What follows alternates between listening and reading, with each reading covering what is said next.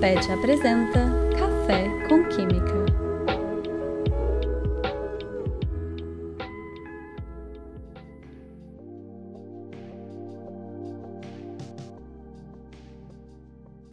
Bom dia, sejam bem-vindos a mais um episódio do nosso podcast Café com Química. O nosso entrevistado de hoje é o professor Breno. Professor, obrigado por ter vindo, aceitar o convite. Foi realmente uma honra a gente ter convidado o senhor para participar desses primeiros episódios do podcast. Eu queria que você se apresentasse para o nosso público, por favor. Bom dia, eu que agradeço, né? A honra é minha estar aqui com vocês, tomando um café, né? E conversando um pouquinho, né? Eu sou o professor Breno Amaro da Silveira Neto, estou aqui no Instituto de Química da Universidade de Brasília desde 2009 e venho ao longo dos anos desenvolvendo diferentes linhas de pesquisa, tanto em ciência básica quanto em ciência aplicada, e é uma satisfação conversar um pouquinho com vocês hoje aqui.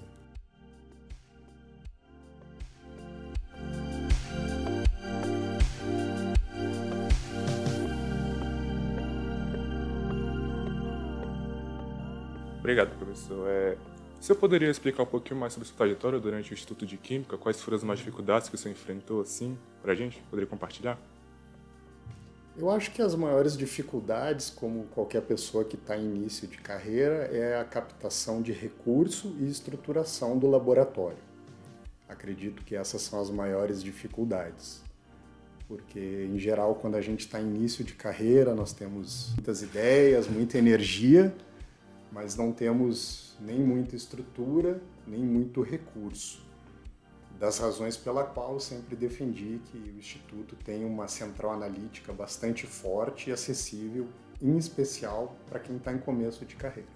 E durante a graduação, o senhor teve alguma dificuldade, alguma disciplina específica? Como é que foi a trajetória também durante a graduação? Nossa, minha trajetória na graduação foi uma vergonha, né? Eu não era muito disciplinado com as coisas e ao longo dos 5 anos e meio que eu levei para cursar bacharelado em Química lá na Universidade Federal do Rio Grande do Sul, eu não tive nenhuma reprovação por causa de nota, mas eu tive algumas reprovações sempre por causa de faltas. Mas na pós-graduação eu resolvi tomar jeito e eu fui na pós-graduação um aluno bom para qualquer tipo de orientador. Tanto que na minha pós-graduação eu só tive aprovações com SS em todas as disciplinas do mestrado e do doutorado. Caramba! E o senhor tem algum conselho para quem está cursando graduação, para buscar algum trabalho com algum professor específico, alguma coisa do tipo? Eu acho que na graduação, às vezes, nos falta maturidade de vida. Então, o melhor conselho que eu dou é tente aproveitar ao máximo as suas disciplinas, porque mesmo aquelas que, às vezes, uma eventualidade a gente não curte tanto, a gente acaba precisando delas ao longo da nossa profissão. Aproveite a graduação para experimentar a pesquisa em diferentes áreas e ver com qual a pessoa se identifica mais.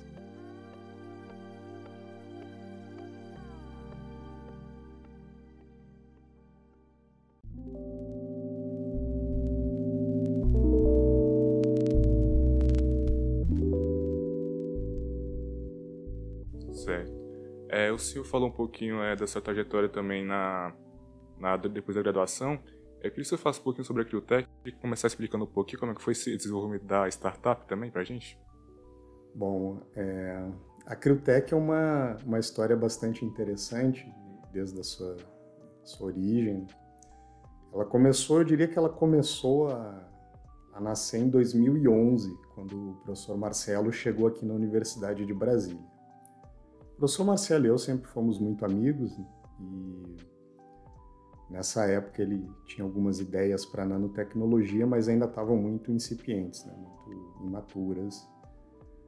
Mas com o tempo e a questão de crise financeira, ele resolveu investir um pouco mais, em especial em nanopartículas de carbono, esses materiais nanocarbonáceos, né, que têm aplicações tecnológicas e em diversas áreas da ciência muito interessantes.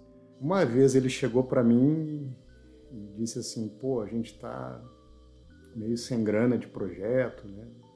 Então, com dificuldade de comprar algumas coisas. O que tu acha de a gente trabalhar com estrume de vaca? Aí eu, bom, né? Então, o professor Marcelo sempre foi meio louco mesmo, né? E como eu nunca fui de tolir a loucura de ninguém, eu disse, vamos nessa loucura juntos. Aí combinamos que ele faria as nanopartículas de carbono a partir de estrume de vaca e eu faria a engenharia de superfície em cima delas para tentar respostas biológicas específicas dentro da célula, células tumorais, no caso. Bom, eu fiquei com pena mais dos estudantes que tiveram que fazer a coleta do material de partida, o estrume da vaca, e a modificação. Imagina o cheiro que o Instituto de Química não ficou no final de semana. O professor Marcelo, então, me passou as nanopartículas, nós fizemos a engenharia de superfície, as modificações estruturais que a gente entendia serem necessárias para termos boa resposta biológica. E, de fato, a gente teve uma resposta biológica fantástica. E conseguimos, então, materiais baratos que tinham marcação específica de nucleolo.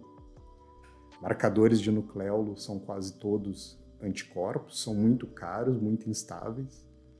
Eles vêm em quantidades de nanomolar, normalmente, nos kits comerciais.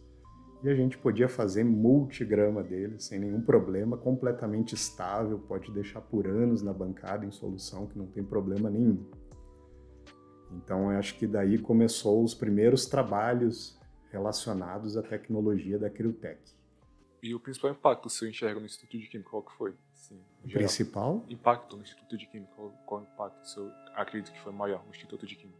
Nessa época, ainda nenhum. Porque ainda estávamos nos primeiros estudos, primeiros trabalhos, e um dia o professor Marcelo foi apresentar os trabalhos do grupo nessa área, porque haviam nos contactado para fazermos substâncias que absorvessem luz no vermelho e emitissem no azul. E isso era muito interessante para plantas, era para fazer plásticos de estufas. Então teve um pesquisador da Embrapa que viu aqueles resultados e ele chamou o professor Marcelo e disse para ele: muito legal, vocês estão com foco na saúde, na questão de tratamento de câncer, maneiro, mas o que vocês acham de esquecer isso aí e vir ser feliz no agro? Acho que esses materiais podem ter propriedades interessantes para as plantas. Daí que começou a ideia do agro. O professor Marcelo, então, iniciou as primeiras síntese, primeiros testes, depois fui me envolvendo mais nas questões de modificações de superfície e novos materiais. E a Criotech foi tomando forma. Quando ele voltou da Inglaterra, foi construída, então, a fábrica lá na Bahia, o que na época todo mundo disse que era loucura, mas a produção na fábrica foi o grande diferencial da empresa. O impacto que isso trouxe para o Instituto. Bom, a partir dos primeiros testes e comercialização, e a Criotech ganhou todos os concursos de startup de inovação que a gente participou a nível mundial, isso começou a trazer visibilidade, uma visibilidade muito grande, não só para o grupo, mas para o Instituto de Química e para a Universidade de Brasília.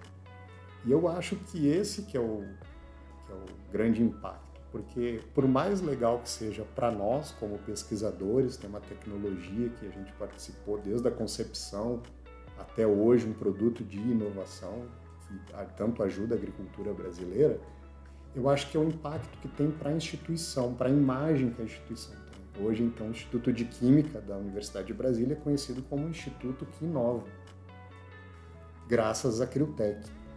Existem outras iniciativas de inovação no Instituto, algumas também foram bem-sucedidas, mas em termos de divulgação, de publicidade, a Criotech foi a que trouxe a maior visibilidade até hoje.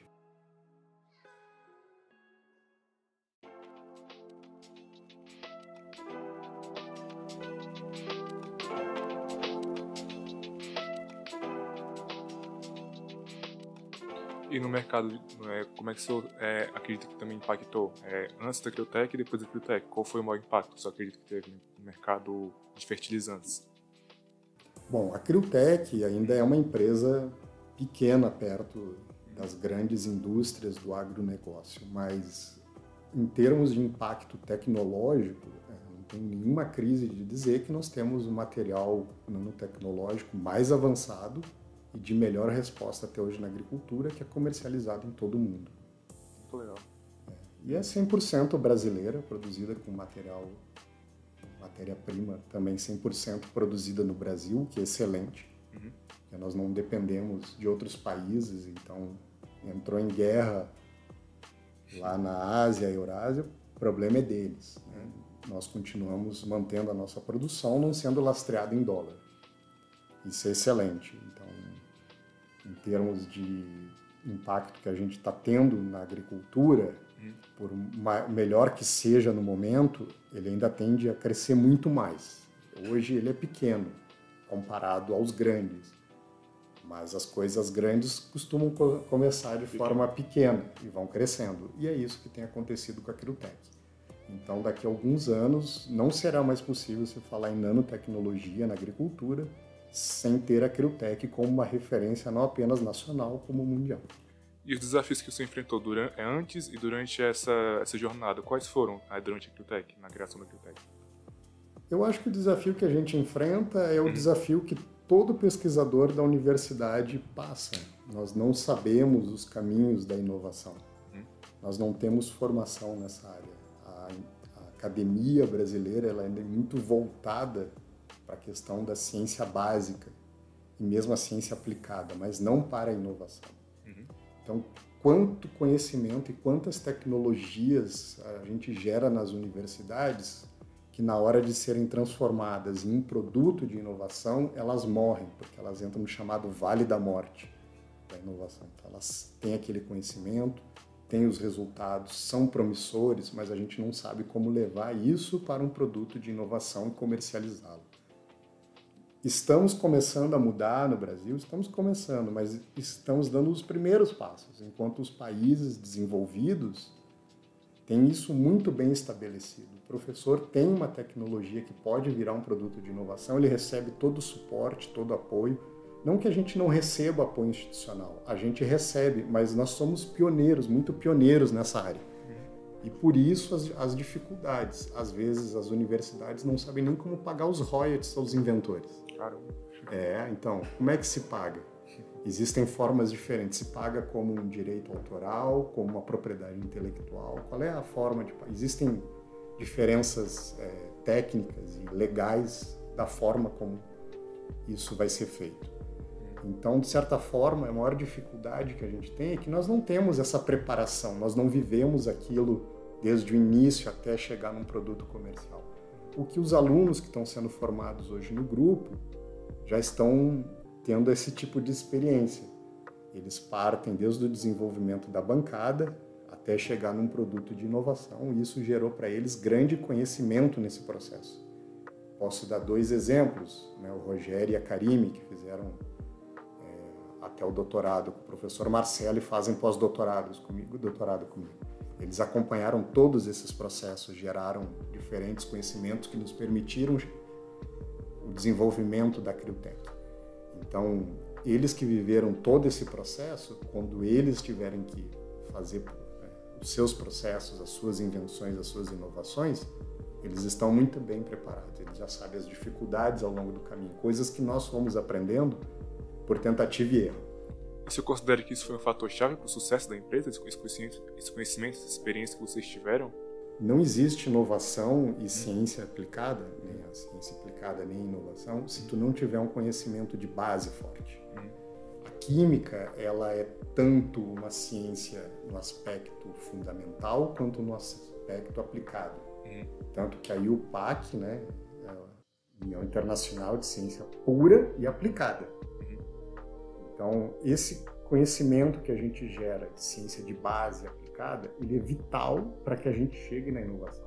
Eles não são aspectos separados, eles têm que andar de mãos dadas. A gente não tem como separar a inovação da ciência de base aplicada. É isso que te dá a fundamentação para tu chegar em algum produto. Imagina tu ter testes de fármacos novos, remédios novos, em que eles não passaram por toda essa validação. E é a mesma coisa para qualquer produto de inovação. Existem as regras, existem as condições, e isso sempre vem de uma ciência pura e aplicada.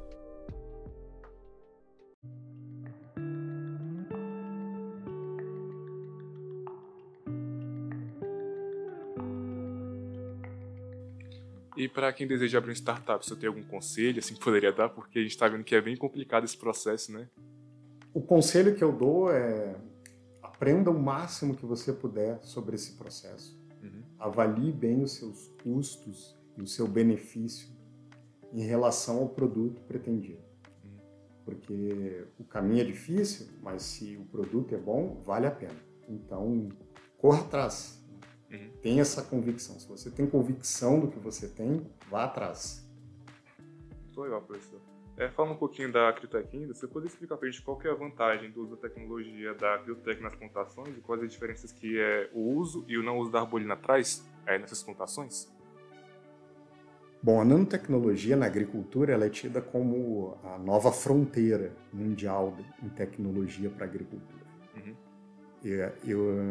Apesar de eu concordar em parte com essa afirmação, para mim ela não é mais a nova fronteira, porque nós já avançamos essa fronteira na Criotech. Nós já estabelecemos um novo marco.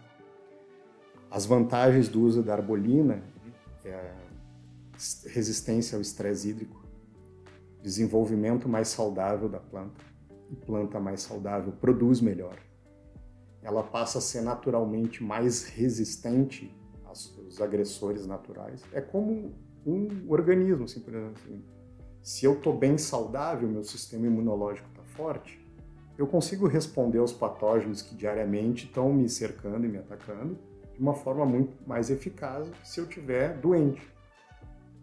A planta é a mesma coisa. Então, na presença da arbolina, quando ela absorve a arbolina e tem ativação de diferentes rotas metabólicas, diferentes ciclos metabólicos, o resultado é uma planta mais saudável. E a planta mais saudável tende a ser mais resistente e produzir melhor.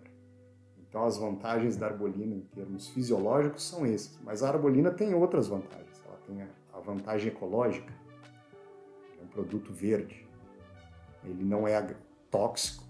Ele não é agressivo ao ambiente. Ele não traz nenhum desequilíbrio quando a gente aplica ele no meio ambiente. Porque nanopartículas de carbono são compostos naturais, inclusive quando se faz aquelas misturas orgânicas de milhares e milhares de componentes, tem muito de carbono nanoparticulado orgânico lá no meio. Essa é uma outra vantagem. É um produto que a gente consegue produzir em larga escala, com controle bem eficiente e com zero geração de resíduos sólidos e líquidos. Legal, professor. E qual que você acredita que é o empecilho para que seja mais produzir em larga escala, no caso?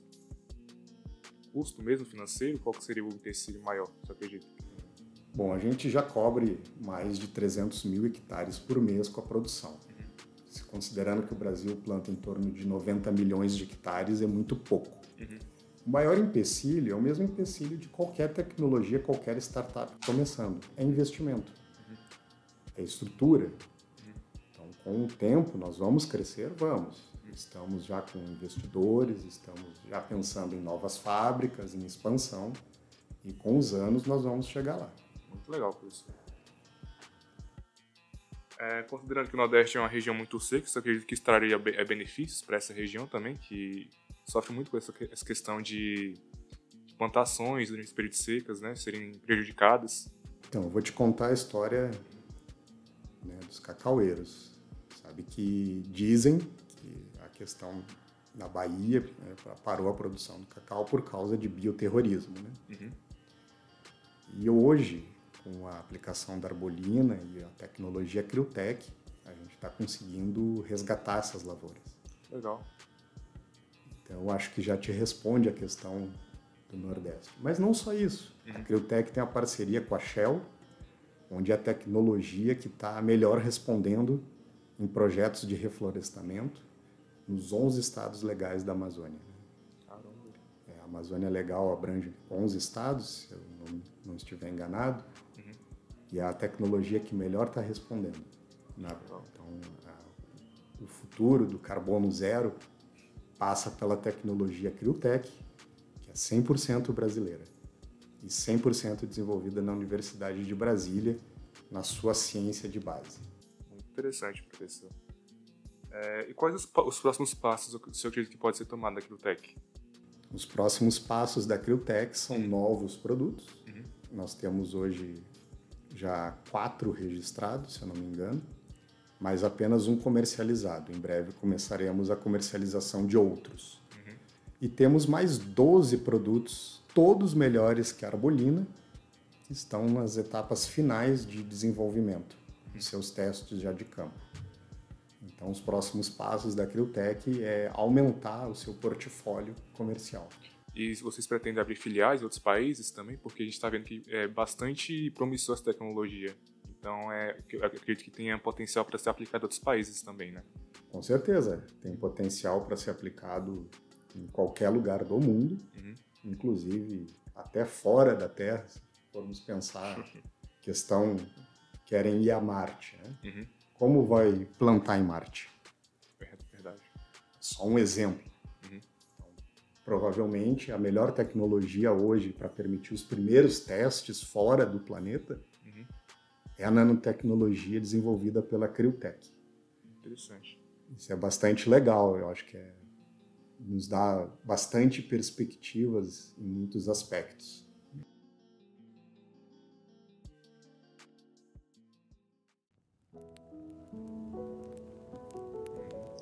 E se eu poderia também falar um pouquinho sobre algum conselho para quem deseja também seguir a carreira acadêmica, falando um pouco agora sobre voltando um pouco naquela questão da graduação e o meio acadêmico ainda? Bom, para quem quer seguir a carreira acadêmica, eu acho que é o mesmo conselho para qualquer carreira que a gente escolhe na vida. A gente tem que ter paixão por aquilo. Certo. Pensa a minha situação como docente, como professor e pesquisador. Se eu não tivesse paixão pelo que eu faço, eu ia passar 35, 40 anos da minha vida infeliz. Realmente. Então eu acho que o segredo para fazer qualquer coisa bem feita é ter paixão por aquilo. Eu tenho muita satisfação em ver um aluno chegando lá no laboratório, às vezes com uma formação péssima, cada vez está pior devido à crise educacional no país. E com os anos esse estudante ou essa estudante vão se desenvolvendo e defendem um doutorado, já discutindo ciência em elevado nível, tendo suas ideias próprias. Eu acho que isso é o mais gratificante. E, pessoalmente falando, é ver que todos os doutores que eu formei até hoje estão bem. Então, eu acho que essa questão me motiva. Então, tenham paixão por aquilo que vocês escolherem, seja no meio acadêmico, seja a carreira que vocês escolheram. Tem que ter paixão, porque 35, 40 anos da nossa vida trabalhando sem ter paixão é uma tortura, na verdade, é uma tortura. Esses alunos, eles trabalham com o senhor ainda na Criotech? Como é que tá como é que foi essa situação? Estão trabalhando em outras pesquisas também? Como é que é? Hoje eu tenho 2 pós-graduandos que trabalham em projetos Criotech. E um deles é pago pela Criotech. Legal. Um deles já é pago pela Criotech. E o outro tem bolsa de projeto meu. Mas um deles é pago pela Criotech. A Criotech tem investido cada vez mais nessa questão de formação de recurso humano, que é essencial não só para pós-graduação, mas para a própria empresa. E nós, principalmente eu, professor Marcelo, como professores, pesquisadores, a gente entende melhor do que ninguém a importância de uma vida acadêmica sólida, um conhecimento bem estruturado, convicção na ciência para poder desenvolver novas tecnologias e chegar na inovação. Voltando à Criotech de novo, como é que surgiu essa parceria entre o senhor e o professor Marcelo? O senhor falou um pouquinho que estava trabalhando numa pesquisa que envolvia outra coisa, mas qual foi o primeiro contato que vocês tiveram como profissionais? Assim? O primeiro contato que a gente teve foi logo que ele veio para Brasília como professor concursado, nós fomos tomar uma cerveja, conversar sobre as ideias que ele tinha e o que eu fazia. E, né, o professor, como eu disse antes, e repito, né, o professor Marcelo, ele é meio maluco, né? Segundo ele, eu também. Então, acabou que houve muita afinidade entre nós. E o professor Marcelo procurou alguns docentes aqui do Instituto com uma ideia de fazer catálise, que é uma linha bastante forte no meu laboratório. Ele ouviu algumas negativas, algumas não têm interesse, e quando ele foi me contar o projeto dele, eu disse, vamos fazer. E iniciamos então a parceria, já em 2011. E foi daí que tudo começou, a nossa parceria científica, que perdura até hoje. Inclusive, agora, dia 28 de julho, teremos a defesa de doutorado de uma aluna, que eu oriento e o professor Marcelo co-orienta. Legal, é muito importante essa parceria entre professores, né, para o Instituto de Química, né, para toda a comunidade científica no geral. A ciência como um todo, ela é cada vez mais interdisciplinar. A gente precisa de pessoas com diferentes expertises. Então, eu tenho a minha expertise e o professor Marcelo tem a dele. E a gente consegue dialogar muito bem nesses aspectos.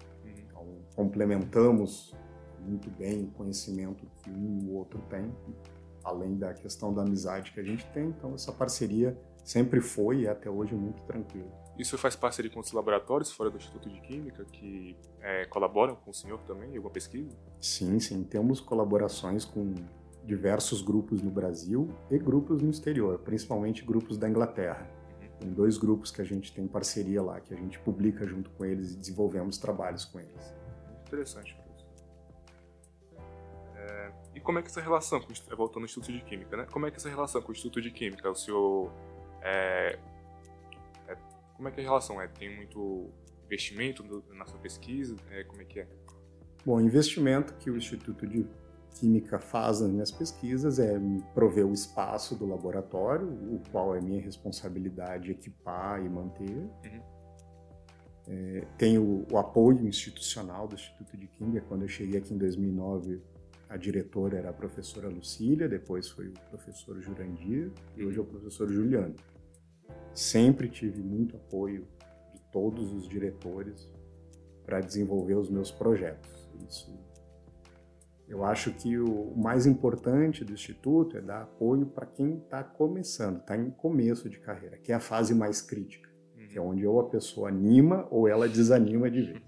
Porque não é fácil. Não é fácil tu sair de um doutorado, em que tu tinha à disposição infraestrutura, reagentes, e começar a tua carreira independente, onde tu não tem nem estrutura, nem reagentes, apenas as ideias. Por isso é tão importante o apoio institucional, em especial para quem está em começo de carreira. Eu acho que a pessoa que está no meio, ou já avançada na carreira, ela já tem que ter mostrado para que veio, já tem que ter a sua autonomia, tanto em termos de captação de recurso de projeto, quanto em orientação, quanto em publicações e todos os aspectos relacionados às nossas avaliações.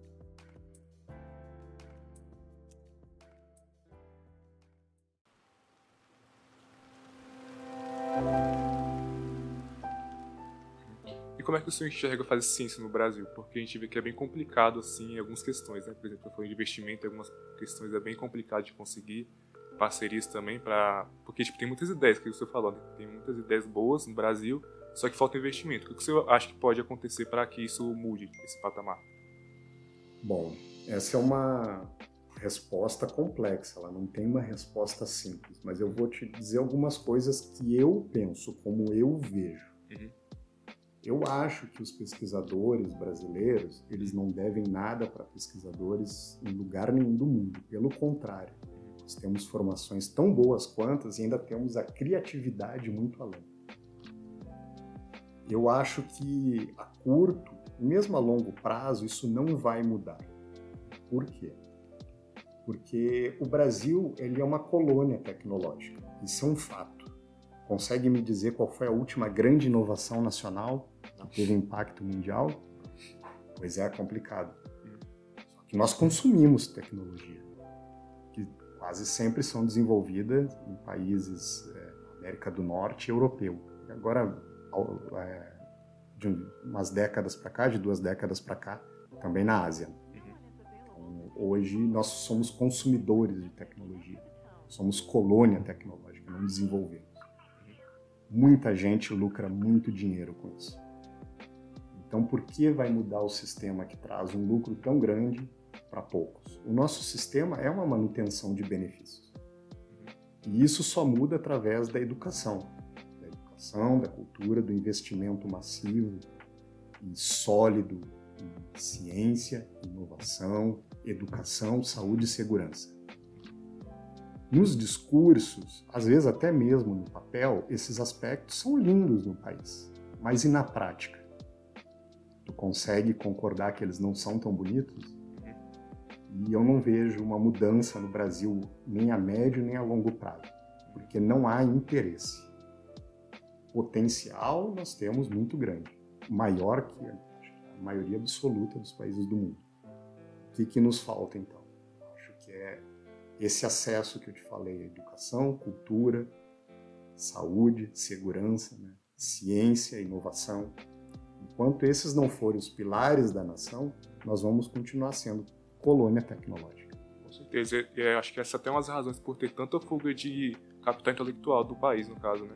Muitas pessoas vão para outros Muito bem colocado. Inclusive, ontem eu estava lendo que diversos pesquisadores brasileiros estão preferindo assumir uma dívida com o governo e devolver as suas bolsas que foram investidas para permanecer no exterior e manter seus empregos lá. Ou seja, nós temos grandes cientistas, que é a fuga de cérebros, que a gente comumente fala, que tem toda uma formação financiada pelo Brasil e que hoje estão desenvolvendo para outros países. Tranquilo. Se eu poderia também, agora voltando um pouquinho da graduação, também que não vai e volta aqui, né? Mas como é que foi a sua linha de pesquisa? Como é que o seu trabalho assim, no laboratório, como é que é a sua relação com os seus estudantes? Uma pergunta bastante interessante. Na minha graduação, eu experimentei algumas áreas de pesquisas até que eu me encontrei. Eu trabalhei na iniciação científica por alguns anos com o professor Denis Russowski, lá da Universidade Federal do Rio Grande do Sul. Fiz a iniciação científica e o mestrado com ele em síntese orgânica.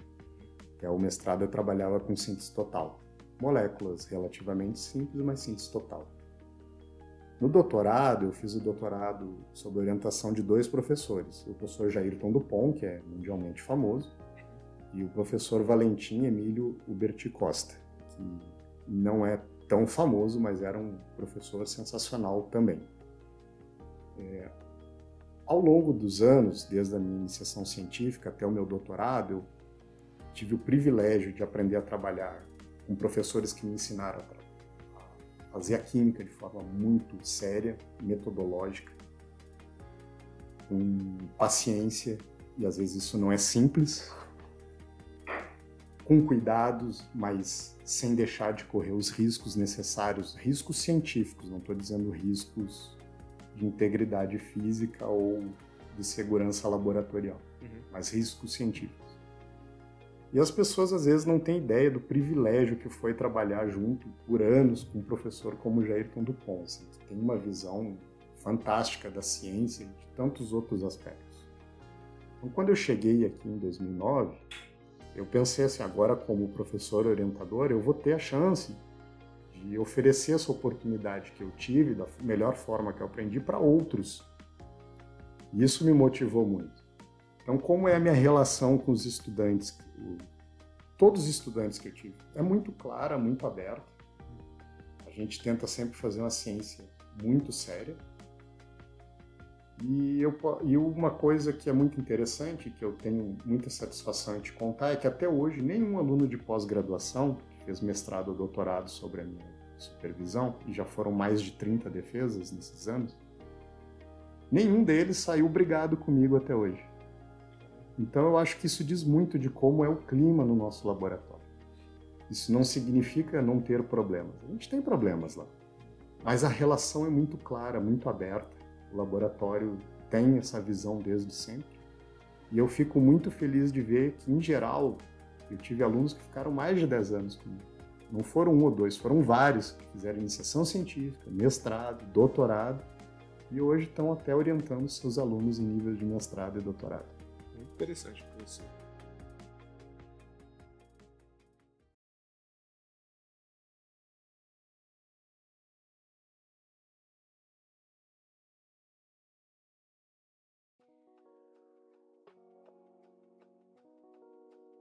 A gente pode se despedindo por aqui, professor. Eu queria agradecer novamente pela sua presença, por ter tirado esse tempinho para falar com a gente.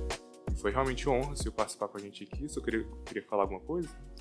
Eu agradeço o convite de vir conversar um pouquinho aqui com vocês. É sempre bom a gente conversar sobre carreira, ciência, inovação, tecnologia. E a nossa vida é essa, né? Então, agradeço muito a honraria que vocês me dão pelo convite, pelo café, né? O café com química, o cafezinho que vocês me deram. E com certeza vai ter oportunidades de estarmos conversando mais sobre esses assuntos. E convidem o professor Marcelo para vir um dia exclusivo, eu tenho certeza que ele virá. Então, muito obrigado aí para vocês pelo convite, por me receberem hoje de manhã. É isso, então, professor. Muito obrigado. E é isso, pessoal. Fiquem atentos ao próximo episódio. Obrigado, professor.